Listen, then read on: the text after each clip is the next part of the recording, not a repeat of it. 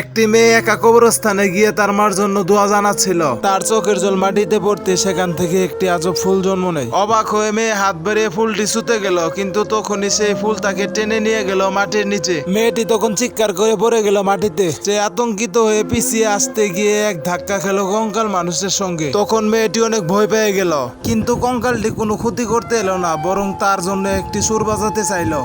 তখন মেয়েটির জন্য কঙ্কাল একটি অনুষ্ঠান সাজিয়ে ফেললো। হঠাৎ এক নীল পোশাক পরা কঙ্কাল মাটিতে থাকা সেই ফুলটিকে তুলে নিল। তখন সে মেয়েকে শান্ত করে বলল, ভয় পেও না, এখানে আছে তোমার প্রিয় তরমুজ আর তোমার সবচেয়ে প্রিয় কেক ও মিষ্টি। মেয়েটিকে আনন্দ দেওয়ার জন্য কঙ্কালরা তাকে এক গাদা বেলুনের মধ্যে ছুড়ে দিল খেলার জন্য। বেলুনগুলো ফাটতে থাকলো আর সোজা সে পড়ে গেল এক কঙ্কালের বহুদূরে। এরপর সেই কঙ্কাল তার চোখ ঢেকে নিল, নিজের একটি হাত খুলে ফেললো, যেন সে কোনো মজার খেলা দেখাচ্ছে। এই হাস্যকর পারফিউম দেখে মেয়েটির মন ভালো হয়ে গেল, সে হেসে উঠলো।